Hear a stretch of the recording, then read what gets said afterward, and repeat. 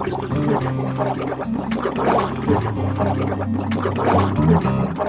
組中期，透過工作員嘅引導與組員間互相欣賞同鼓勵，組員開始明白到人生之所以獨特，正因為佢冇重來嘅選項。